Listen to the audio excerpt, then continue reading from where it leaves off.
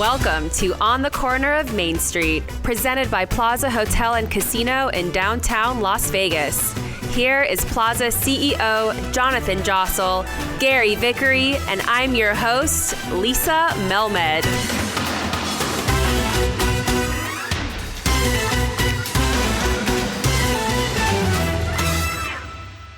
How are you doing today, Jonathan? I am good, Lisa. Welcome back. Nice to have you back. Thank you. Nice to be back. Glad to be back on the corner of Main Street. I saw on Twitter you had quite an exciting weekend. Yeah, I assume you're referring to the little firework demonstration that we did. I sure am. I always love finding out about that on Twitter. You know I love fireworks, and I can't help myself. We're working on a few little things. Not all can be revealed, but they all involve fireworks. And I was kindly invited by Derek across the street to go up to the roof of Circa. I had been to the pool deck with him a couple of weeks prior, and it was nice to see the building. It looks incredible, very exciting, and we were on the roof, and the views are great. And the idea was we're going to do a couple of demonstrations of what's the sound, what's the look, what's the different angles, so that one day potentially there'll be some bigger play on fireworks in downtown Las Vegas. Let's hear that clip. It's Saturday night in downtown Las Vegas. What a view up here. So I'm up here with the crew, and we're doing a little bit of testing here for Circa's opening. I'm with me and Jonathan Jossel here. Jonathan, I want to put you on spot. There you go. What's Jonathan up, guys? the Plaza. How you doing? All right. So Jonathan, give us all a 1-2 and what's happening. Well, we're about to do a little demonstration on little fireworks. Light up the downtown sky. Nothing better. You ready? Let's go. Whoa.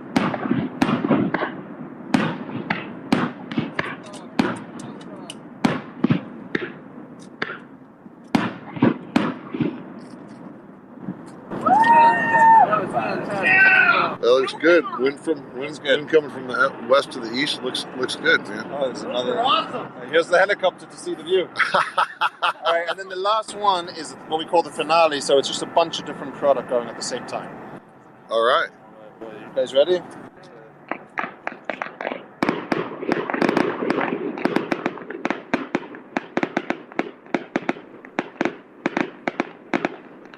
That sounds like a lot of fireworks. Yeah, that's what we like to do. It's always a good time, and you know the view from up there is great. The view of downtown is changing. I think that's what we're about to talk about today. One of the cool things that you can see from up there is the Smith Center and everything happening on the 61 acres of Symphony Park with the residential development that we've talked about before. So, it's just another entertainment angle in downtown, and let's see what comes of it. It might be nothing, or it might just be something that becomes a fixture. Yes, it's nice to see you casino owners working together on something amazing for downtown. Thank you. Let's get right into our guest. Today we are joined by President and CEO of the Smith Center for the Performing Arts. Welcome to On the Corner of Main Street, Myron Martin. Yes, so happy to be here. In Oscars, one of my favorite places in the entire city. Is it? Yes. Well, I love this place. Well, thank you, Myron. Thank you for joining us. I think, as I said to you before, this is actually where I last saw you. We were having a drink in this booth over here with a mutual friend, and that was probably a year ago. Has it been that long? Yeah. Well, yeah. The world just kind of stopped, didn't it? It did. Yeah, and nice to see you. You look good, and I hope you've been keeping busy as much as possible for... Yes, so the Smith Center's been dark, as you know, since March, and we were one of the first to shut down from COVID. We will certainly be one of the last to reopen, but we're spending an awful lot of time planning for that day when we can reopen safely and successfully. I want to get into the COVID stuff, but I did want to ask you a question just to get our listeners up to speed here. You've been described as the keeper of the vision of the Smith Center. What is that vision, and what does the keeper of the vision do? Well, so this goes way back to even before we hired an architect. When we were first envisioning what a world-class performing arts center would be and what it would do for Las Vegas. And when David Schwarz, our architect from Washington, D.C., was hired, and when we started making our trips around the world to be inspired by architecture, he cloned the phrase "keeper of the vision," because I was pretty tough on our team about making sure that we created a building in Las Vegas that would be that would stand the test of time, that would last for generations and generations. We were going to these buildings like La Scala in Italy and the Paris Opera House and all these wonderful places around the world, most of which had been there for 100 or 150 years, and they were doing more for their communities today than they did even when they were originally built. And that was our inspiration. And coming from a town where we tend to tear our buildings down every 15 or 20 years, that was a kind of a monumental ask, not only of our design team, but of our citizens. Can we build something to stand the test of time and last for generations? And fortunately, that's exactly what we ended up with at the Smith Center. Yeah, it is an amazing building. Was the design inspired by those trips, or was it something that I've heard different things about the design to do with the Hoover Dam and various other elements. So it was inspired locally? So there were a number of things that inspired the architecture. It started with the first trip David Schwartz came to town to kind of look at the site. And architects like to talk about something they call context. And context means, okay, we have a site, and let me look at all the buildings that surround it. And that provides the context of what will make this building look unique and amazing. Well, I took him to the site, and it was 61 acres of dirt. The Smith Center was surrounded by nothing. And therefore, he had no context other than, the World Market Center across the street and certainly down on the corner, the extraordinary Le Rouveau Center, the Frank Gehry design. Yep. That was there before? It was. It predates us by a couple of years. So they were there, but the surrounding land was all dirt at the time. So our design team, our internal team, took a number of trips.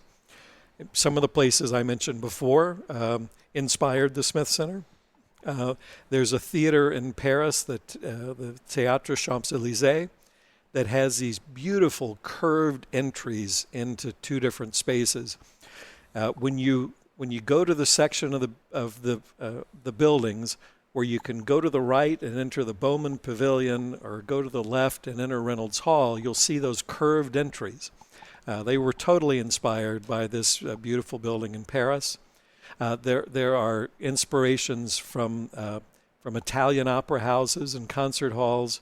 The balcony upstairs that overlooks Symphony Park was inspired by the San Francisco War Memorial Opera House. And it's the best view of the plaza from there, I think, that thank balcony. You. Yes, it's a wonderful view of the plaza.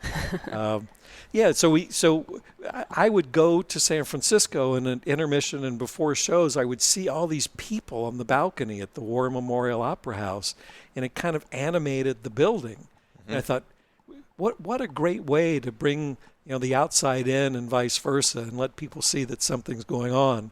That's where that happened, and I could go on and on. Right. But it did start with the Hoover Dam. David Schwartz, the architect, when he found out that there really was no context, he said, let me go back and study this a bit.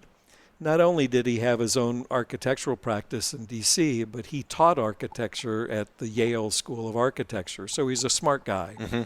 And he put a group of people together, and within a couple of weeks they came back to me and they said, Las Vegas really became a city when the Hoover Dam was built.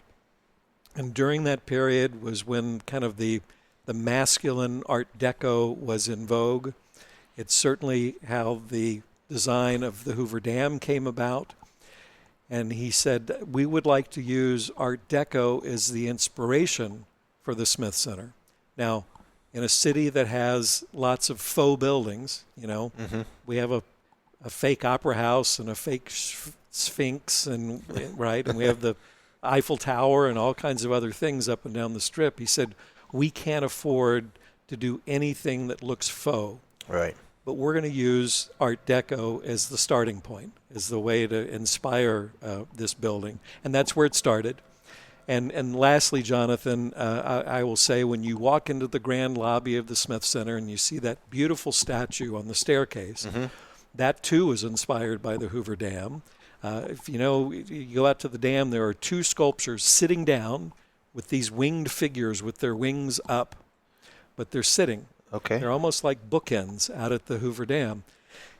We asked a great sculptor from Nevada what would happen if those winged figures were inspired by the arts. And his answer was they would take flight. And so that sculpture in the lobby of the Smith Center is of this genius taking flight. Oh, wow. Fascinating. So again, Beautiful. sponsored by, or inspired by the Hoover Dam. Exactly. We've had Mr. Mayor Goodman, Oscar Goodman, on this show. We spoke about how he was the visionaire of the Symphony Park. So fill us in. How did this come to be from Oscar Goodman being mayor? Were you meeting with him? How did this all develop? Yeah. So the conversations around bringing a world-class performing arts center to Las Vegas started even before Oscar Goodman's tenure. So you're talking about in the 90s? Yes. At that point? Yes. Late 90s. Okay. Jan Jones, during her tenure as mayor, there were kind of early conversations. And back then, there were two groups of people that had kind of an idea of a performing arts center. One group believed that it should be in Summerlin, and it should be kind of a Eurocentric art form palace where rich and famous people could go and have their doses of culture. And the other group, the group that I was a part of, believed that it needed to be in the heart of downtown. It needed to be accessible to anyone in the Las Vegas metropolitan area, including people just north of where we're sitting here at the Plaza Hotel in North Las Vegas and in West Las Vegas. We believed that a world-class performing arts center needed to inspire families throughout the valley. So you've been here since the 90s talking about this project? Yes. Wow. Okay. Yeah, there was a group of community leaders, Don Snyder and Nancy Housels and Scott McTaggart and Dr. Keith Bowman and some other great folks. Interesting connection. Nancy Housel's husband Cal. was the original developer of the plaza. Yes. We call him J.K. But, Of course, J.K. Yeah. But he was the original, one of the original developers of the plaza in the 70s. And what an amazing man J.K. Housels was, and all the things he did in this town, and the stories he had. He's an important part of Las Vegas history, that's for sure. Yeah, doesn't always get the credit for that, but definitely. Yeah, but those who know. Those who know. That's true. Right. Yep, that's right. That's true. So that group of people were together here thinking about this already. Yes, and all believing that it needed to be downtown, and Oscar agreed. If we're going to have one of the great performing arts centers in the world, it needs to be in downtown Las Vegas.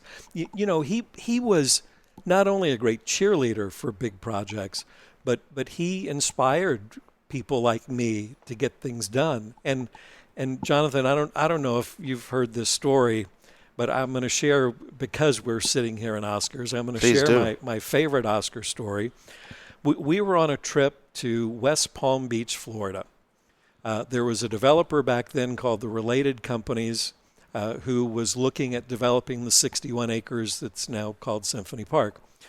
And they were working with the city, and they wanted the mayor and Councilman Weekly and a couple of others to see this project they had done in West Palm Beach. Well, it turns out the project was inspired by and made possible because of a world-class performing arts center that preceded it just across the street from this 60-acre project in West Palm called City Place. Okay. The Performing Arts Center in Palm Beach was in a neighborhood that I remember because I used to travel down there. That wasn't a very good neighborhood. And they built this world-class Performing Arts Center. And before you know it, the Related Companies saw how it changed the entire downtown, and they then built the 60-acre development. So So the point is, the mayor wanted us to see this as well. So Don Snyder and I traveled with he and the councilman. At the time, Don was still president of Boyd Gaming. Oh, okay. And So a business trip with Oscar. it was a business trip with This Oscar has to be a good story. on the Boyd plane. Okay. Was there alcohol involved? Yes. I'm sure. So we get there, we check in, we have dinner that night, and the next morning we start our day, and we tour the 61 acres, a really well-done project by the related companies. And then after lunch, we walked across the street to this world-class performing arts center. Now, mind you, up to this point, every time someone would ask Oscar Goodman the question about should we have a world-class performing arts center, he would jump on it. You know, we're the biggest community in North America without a world-class performing arts center. We've got to have one. And he would go on and on about the importance of this project. So here we are sitting fifth row center in this hall, just four of us. And the lady who runs the place, Judy Mitchell, is standing on the stage, and she's telling us the story. And as she's talking, Oscar, who's sitting right next to me, leans over to me, and he kind of whispers in my ear as he's looking around at this beautiful building, and he says, so is this what we're going to build? And I thought to myself, Mayor, we've been talking about this for a couple of years. I thought you really understood what it was we were going to build. That's what I thought to myself. Right. What I said was, well, yes, Mayor, something like this. To which he replied, holy we got to have one of these. And that's where it came from. And then it was... And ever since, I've said holy to the mayor an awful lot. And guess what? Not only did we get one of those, but we got one of the world's best. In the 8 years we've been open, we've appeared every year in the Polestar top 100 venues in the world. And in fact, we've been in the top 10 every year. So obviously you're telling us as Oscar likes to say, the 12-year overnight success story, right? Yeah. But what prepares someone like you for a project like this? I understand you did a Bachelor of Music degree. Mm-hmm. A lot of questions about what that entails. Yeah, but that's a whole nother podcast. Right. But what prepares somebody to take on the position of developing something like this and then operating something like this? It seems like a huge undertaking. So my background is in music and in business. I'm kind of one of those weird right brain, left brain kind of guys. Undergrad in music, a second undergrad in business, and then an MBA in business administration. Prior to moving to Las Vegas, which I moved here because one of my clients passed away, someone you may have heard of named Liberace. That's what brought me to town. Oh, wow. One of your clients? One of my clients, yeah. And I ran the concert division for the Baldwin Piano Company in New York City. And he was one of my clients. But having that music and business degree, I ran this big office in New York. My clients were people like Liberace, but they were Lincoln Center, and they were the Kennedy Center, and they were Carnegie Hall, and there were lots of great venues that were part of my client list.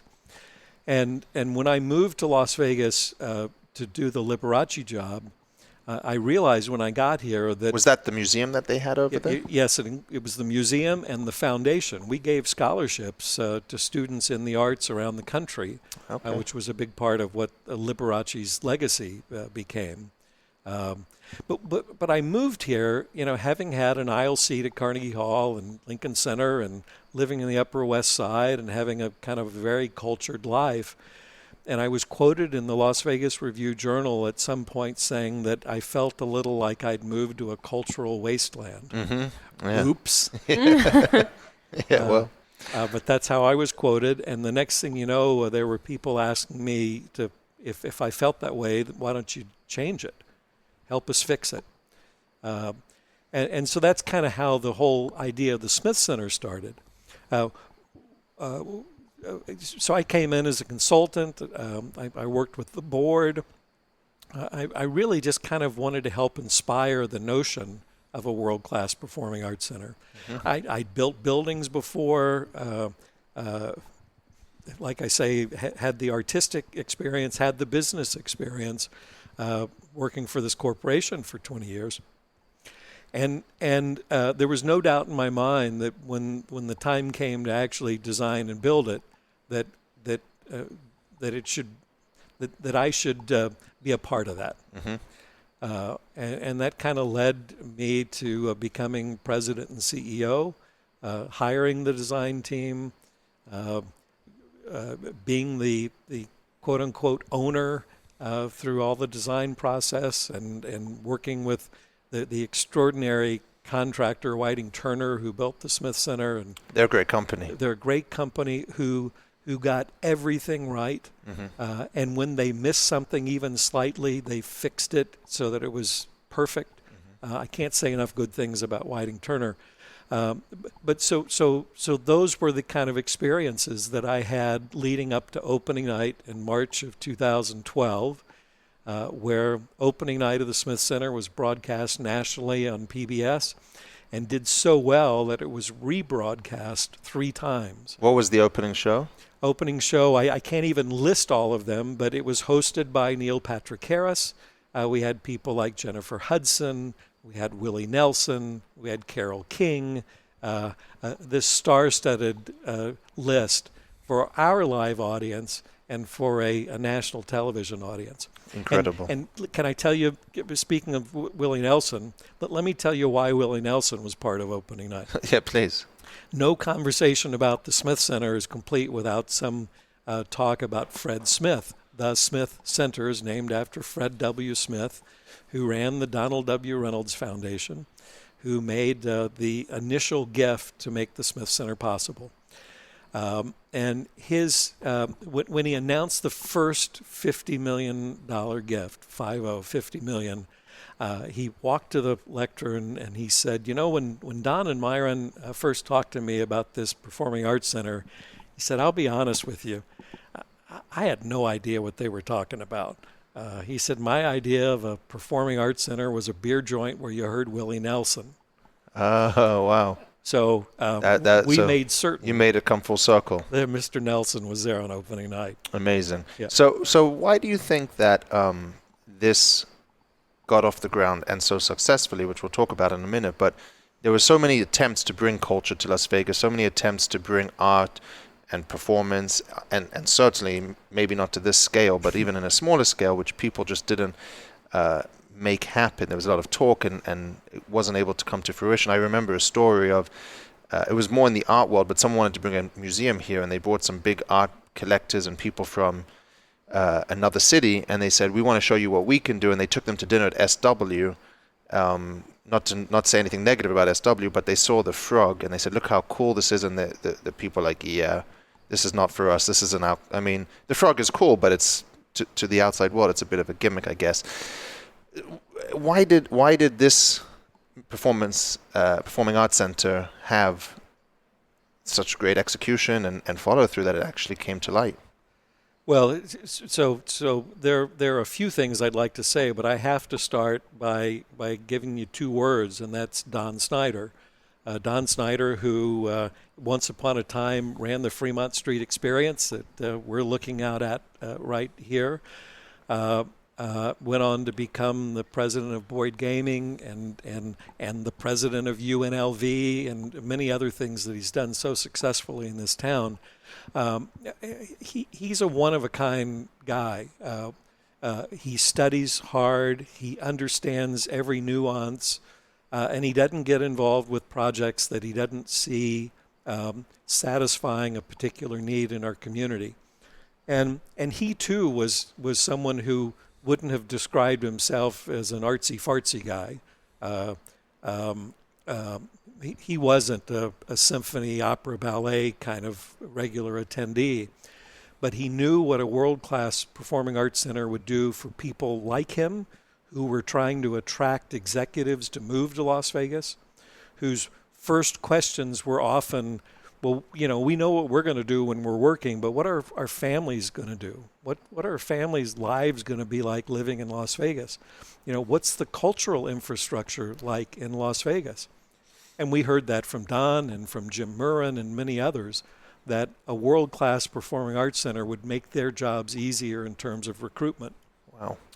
And so Don, once he got behind this, and especially after he understood the nuance of public education when it comes to a world-class performing arts center, when we'd go on trips and we would see, 40 school buses pulling up to a great hall, and he would see these kids inspired by the day, he knew then that this is something we had to have. And so it's true, there would not be a Smith Center without Fred Smith. Mm-hmm. But there wouldn't be a Smith Center without Don Snyder either. And the list is long of others, some I've mentioned before, that made the Smith Center possible. And clearly, sitting here in Oscar's Steakhouse, the Smith Center wouldn't have happened without a supportive mayor, city manager, and city council, who all saw this as a way to bring life to downtown and to help them in the redevelopment and rethinking of downtown Las Vegas. Amazing. And it does bring so much life downtown. We had the Esther's Kitchen chef on as well, and he said every time there's a show, his restaurant's packed, Oscar's is packed. It helps downtown so much, and we're so fortunate to have such a beautiful world-class art center downtown. We're so close to the plaza. But you said that the Smith Center has won many awards. What sets it apart from other performing arts centers? Well, a few things. I mean, first of all, we didn't set out to just build a building or to have a entertainment venue. We set out to change the community. This really was about locals. And the truth is, when Book of Mormon or Wicked or Hamilton are here, we see a lot of ticket sales to out-of-town zip codes. But the Smith Center was built for those of us who live here. And we said if we're going to do it, if we're going to do it at all, we're going to do it really, really, really well. So our design team was tasked with kind of a Carnegie Hall or better kind of mentality. Every decision had that kind of better than approach. And whether that's acoustics, and think about it, between me and you, between the plaza and the Smith Center, there are all those railroad tracks. Mm-hmm. We're supposed to be a perfect noise environment inside a performing arts center. In other words, you can't let any outside noise get in, and you can't have even noise from things like air conditioning units, which is normal in a house or any normal building. So you mean when we do demolition derbies, it's not particularly good for sound? Had we not built the Smith Center perfectly, right. That might have been a problem. Right. We don't hear demolition derbies inside the Smith amazing. Center because in our basement there's 36 inches thick, in our sub-basement, 36 inches thick of subflooring. Before you even get to the floor of the basement, there's 36 inches thick of concrete. Wow. Why? Because that helps mitigate the vibrations from the railroads. Even the ceiling, which the Reynolds Hall is a building within a building, and the ceiling is concrete to make sure that no noise from a helicopter passing by could get into the building. So my point is that kind of every decision was to create something extraordinary from day one, not just to build yet another performing arts center, and we succeeded at that. Generations from now, our grandchildren's grandchildren are going to be going to the Smith Center. Yeah. You mentioned Carnegie Hall, but do you have a place in mind in the world where you think of as the high watermark of theaters that you would say, yeah, that's number one? Or, I mean, Smith Center aside, of course. I know we've talked about some shows in the UK. You've obviously been to all over Europe. Is there anything that stands out to you as the number one theater that you would recommend? No. But tell me the city you're going to, and I can tell you a great performing arts center there probably, Right. or a great theater. We spent, pre-development, we spent time in Broadway theaters. I was known to go in with tape measures, and I would measure seats, how much leg room I have, how wide the seats were. We looked at every little nuance. Mm-hmm. And I can tell you there are Broadway theaters that I like. There are performing arts centers that have completely changed their communities.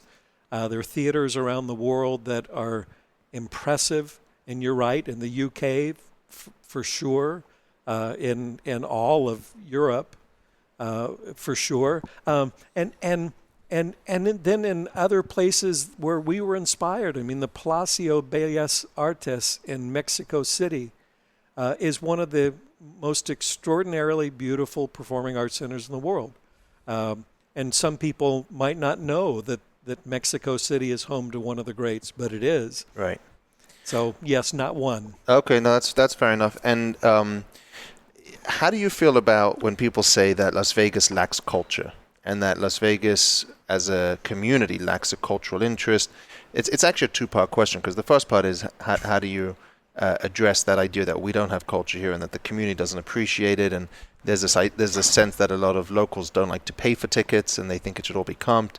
And then there's the second part of it, which is when you're competing, do you consider the Strip and the showrooms on the Strip and some downtown, including ourselves, when they have Broadway productions or different sort of similar content, they run it as a loss leader. And the Smith Center can't do that because it doesn't have a casino and a hotel to justify that loss leader element. So I assume you have to make money on your shows. How do you match that up against the Strip and the other shows taking place in Vegas? So there were at least 87 questions in there. I'm not sure I'm going to remember them all. Yeah, the first one's, let's talk about the lack of culture supposedly in Las Vegas. Well, and remember, I said that to the RJ when I moved here. Right. I mean, that's kind of how I felt in the beginning. But in fairness, this city owes a great debt of thanks to UNLV. The UNLV Performing Arts Center for 3 decades provided this city its doses of culture. We should all be very thankful for the role UNLV played. But others, I mean, the Summerlin Library has a theater which is great for what we call kind of neighborhood and regional theater productions. And there are others like those around our city. The Strip has served as kind of the place where locals go to get entertained, in the past. And I will, to jump to your last part of this, I will tell you there are times when I am disappointed. And the first name that comes to mind is Tony Bennett. Tony Bennett's played every great performing arts center in the world. You know what? That's where I last saw you. Was when Tony Bennett played with Lady Gaga. That's true. I saw you there. Night. That was incredible. Yeah, that was a wonderful night. Was that at the Cosmo? No, at the Park MGM, which also hasn't reopened. But right. When we went to that show, which was last June. You have a good memory. Yeah. I couldn't have told you. I couldn't have guessed it when that was. Yeah, it was last June. That's when I saw you. That's right. Well, and so Tony Bennett has always been kind of that artist that I wanted to make sure we could bring to the Smith Center, and we've not been able to get him because we're a nonprofit. You're right. We don't have a casino. We don't have other ways to fund performances. We actually have to break even on our shows.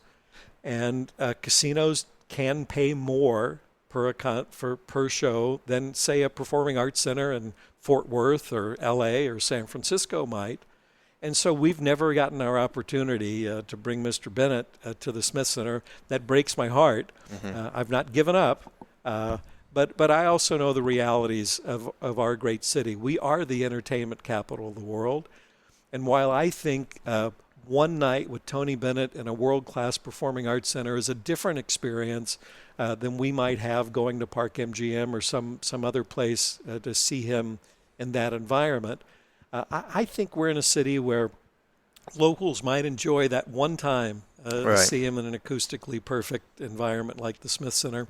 So I'm not going to give up. Sign me up. I'll be there. Me Okay, too. good. All right, great. Good. And by the way, you talked about ticket prices and kind of how we have to break even. I'm glad you said that. Opening night at the Smith Center, that big show we talked about earlier, we really drew the line in the sand that night by saying there are no comps. There never will be. The Smith Center is a nonprofit. We try to keep our ticket prices affordable so that families throughout the valley can afford to come to the Smith Center from time to time.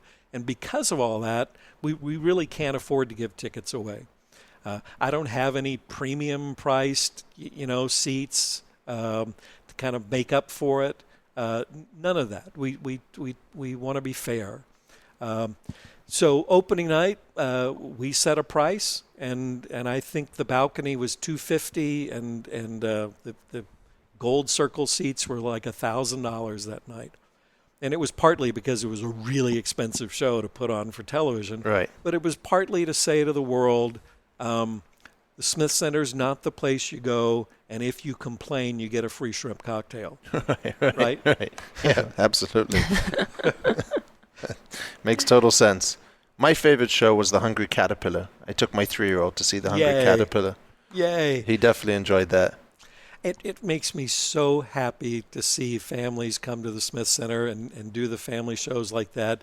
And Hungry Caterpillar, of course, we did performances for school time kids where school buses full of young I remember ones, that, came to the Smith Center. I don't think anything makes me happier than seeing these education programs happen. And we've treated hundreds of thousands of kids to performances at this point, and you know it, but in case your listeners don't know, we also do master classes, workshops, and all kinds of other things for teachers around the valley, so that we not only help teachers who teach in the arts, but in STEM classes, science, technology, engineering, and math. And many times it's how to incorporate the arts into their teaching of science or math. Those are the things that really make me happy. And things that weren't really happening before the Smith Center are happening in a big way today. That's so cool. That makes me so excited. What's your favorite show that has been at the Smith Center?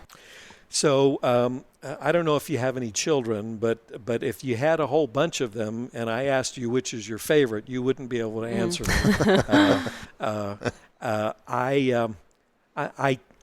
I love all of my kids, and we're doing something like nearly 500 performances a year before we shut down for COVID. And you think about that in the 8 years. I mean, we're approaching the 4,000 performance mark in that short amount of time. Wow. And out of 4,000, could I pick one? No. I love them all. Not even Hamilton? My biggest disappointment so far has been canceling Hamilton during COVID. And I think probably for that reason, my biggest cheer, my biggest celebration will come when we announce the new dates for the return of Hamilton. You don't want to give us a preview? No, because I don't know when we're reopening yet. No, that's fair enough. Now that you mentioned COVID, so allegedly today we're going to hear that events can start taking place up to maybe 250 people. Supposedly that's happening at 4 o'clock today. I read somewhere, though, that for the Smith Center, 250 won't cut it, and your intent is not to reopen in a socially distant manner because it doesn't work necessarily in theater. Tell us a little bit about that and what you've been able to accomplish what you've had to accomplish in the last six to 8 months. Yeah, so I said it to you earlier. I've said it directly to the governor that I expect that we'll be among the very last to reopen.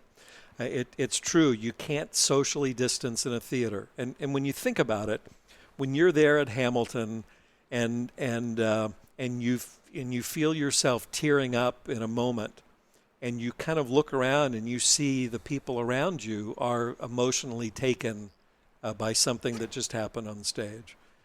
When you're laughing out loud and you're realizing that you're surrounded by people who are laughing, That's part of the theater experience.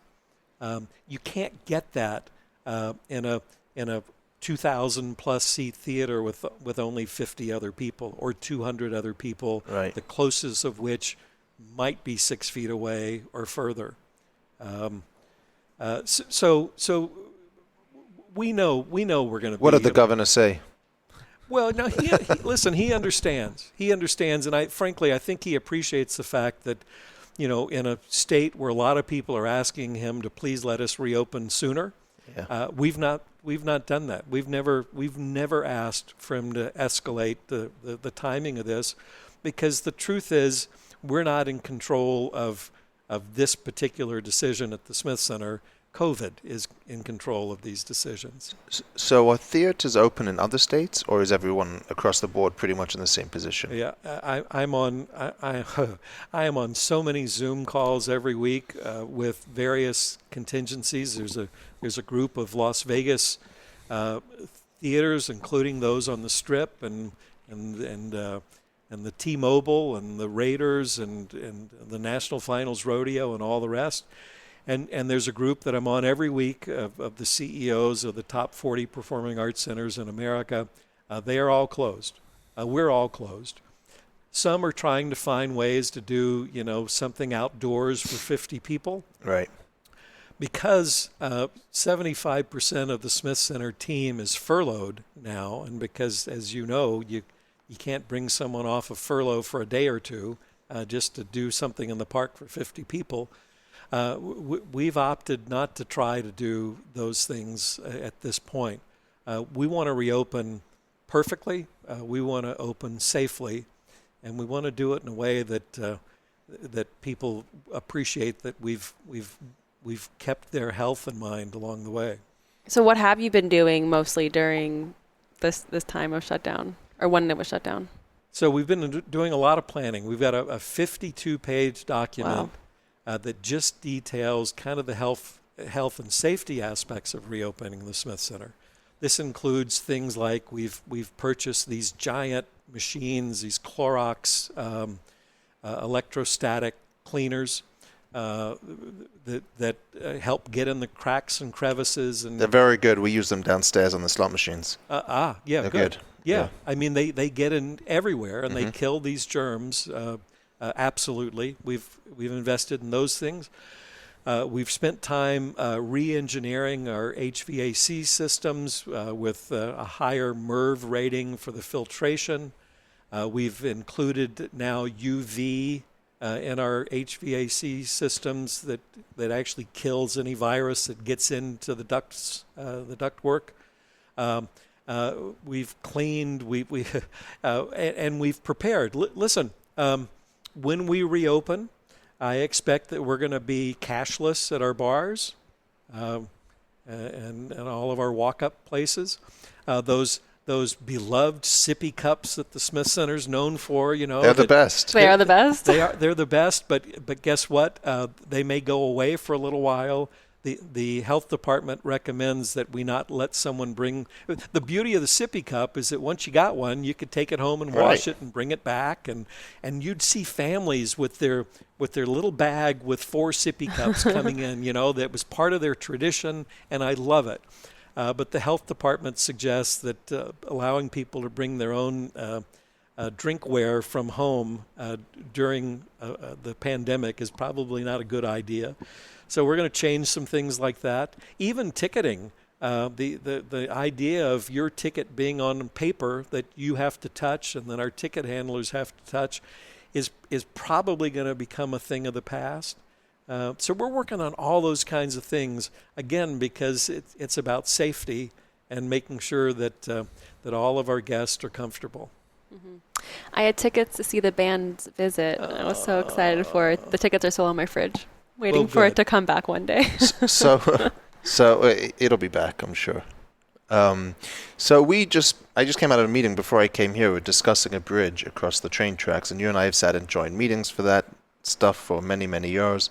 What do you see as the most important thing needed still downtown? You have 800 residential units opening up next to you now to the north. What else is coming? or would you like to see happen down here? Because I think, from my rooftop here, we saw the Smith Center being built, and that was still to this day sort of the definition of the success of downtown when it comes to development. What do you think is still missing, and would you like to see happen down here?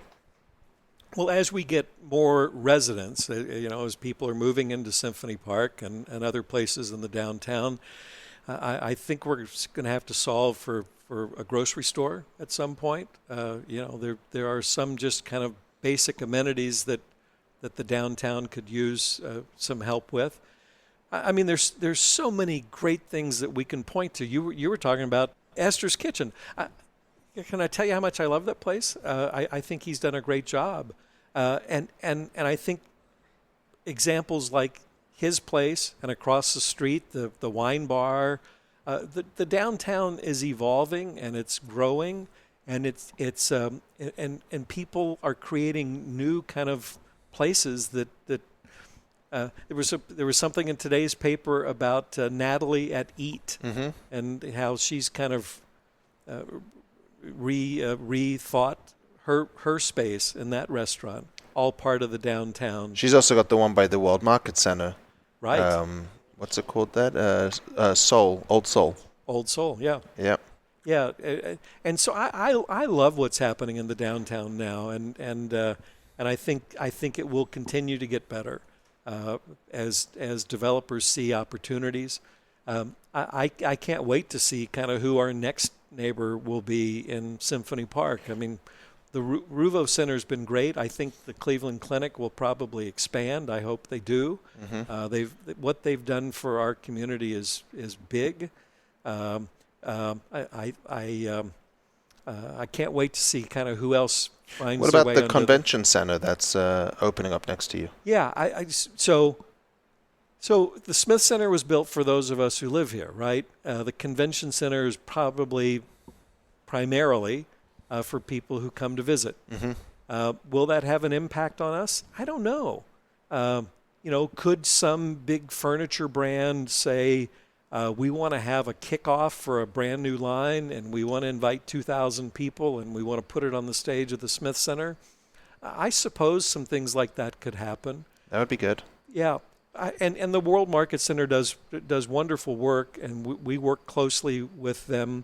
And I think what they're doing is terrific. And I think it's going to be great for tourism. I think it's going to be great for your business when the convention center opens. So what's amazing is oftentimes, I'm not sure I'm allowed to tell you this, if it's a good thing or not, but I go to the park next to the Smith Center with my kids, and we'll throw a ball around there or something. It's a nice green space down there. I'm not sure you're allowed to do that, but security's always very friendly. But are you allowed to do that? Of course. So it's a private park. It's owned and operated by the Smith Center, and there are times when we close it off for events or other things.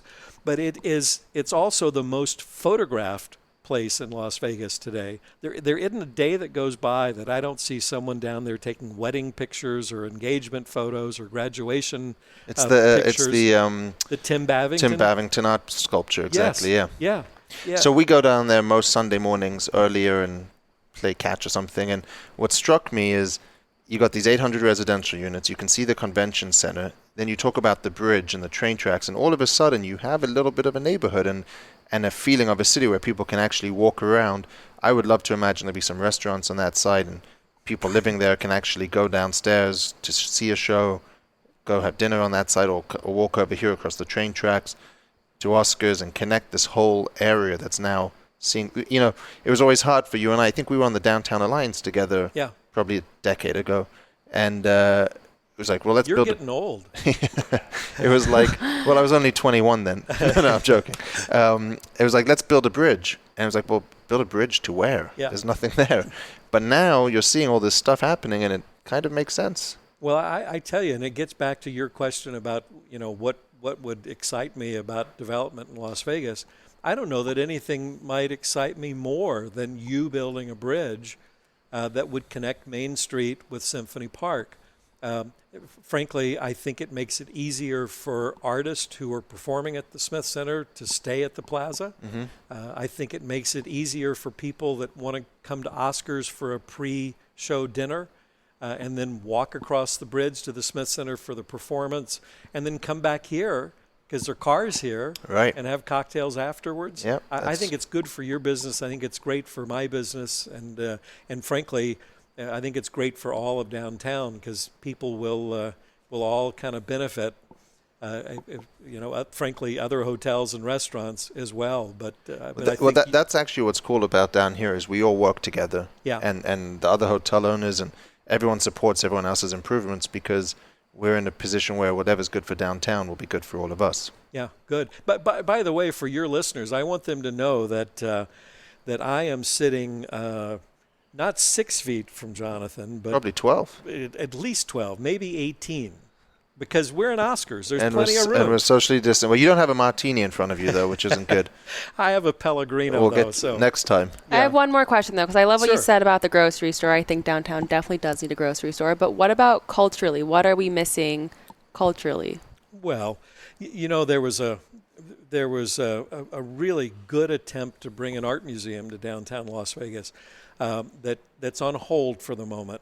I believe that that Las Vegas deserves a really great art museum. And if there is one, now I'm playing Oscar's role here because when there was talk about a world-class performing arts center, he said it needs to be downtown. I believe that if we get a great museum in Las Vegas, it should be in downtown Las Vegas. Do you think it could start, though, with a smaller concept? Does it need to open in the similar fashion to the Smith Center as an instant world-class destination? I think there's some debate about whether it should start small and build into something versus, no, we're Las Vegas, open with a world-class museum off the bat. I guess that's like the conversation about, do we start with a minor league baseball team and then hope to get a major league baseball team, or do we just go for it, like we did with hockey, like we've done with football? I don't know. This is a go big or go home city. Yeah. And I'm not sure a taste of a museum is enough to engage this community. I think I'd put my money on going big. I'm with you on that. Absolutely. Well, thank you so much for joining us. We can't wait to see you back again in the Smith Center, hopefully sooner rather than later. You can learn more about the Smith Center at thesmithcenter.com or at Smith Center LV.